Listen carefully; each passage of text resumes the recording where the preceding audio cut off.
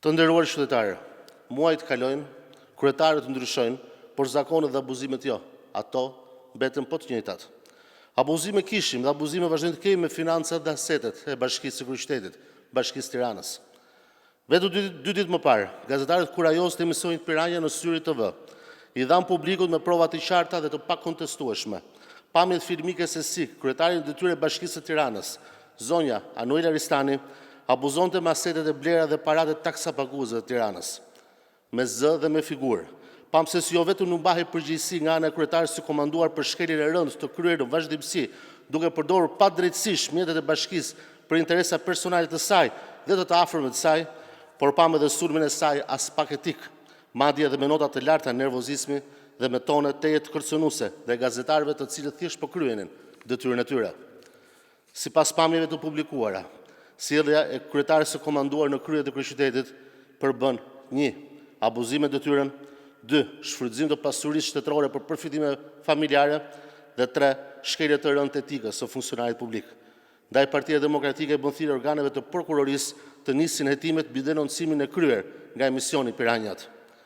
Gjithashtu, në emër të këshilltarëve të opozitës, kërkoj që pas nesër ditën e martë, mbasdite, në të cilën është planifikuar të zhvillohet mbledhja e radhës së Këshillit Bashkiak.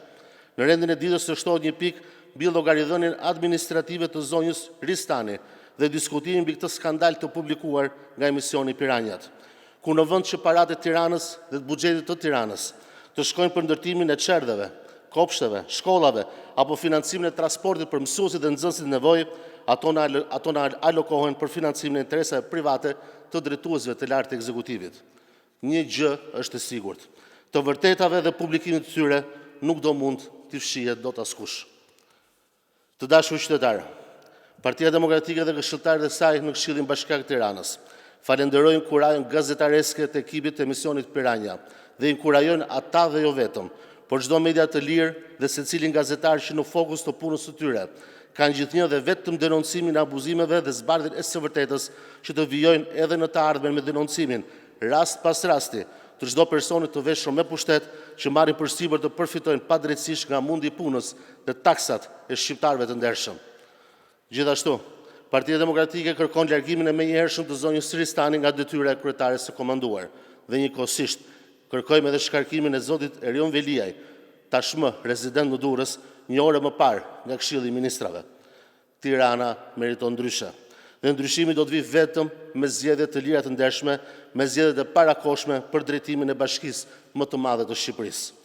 Tirana nuk mund të trajtohet më si një plaçkë dhe si një pronë private, dhe Bashkia e Tiranës duhet të jetë vetëm një institucion që i shërben nevojave të qytetit dhe askujt tjetër. Ju falenderit.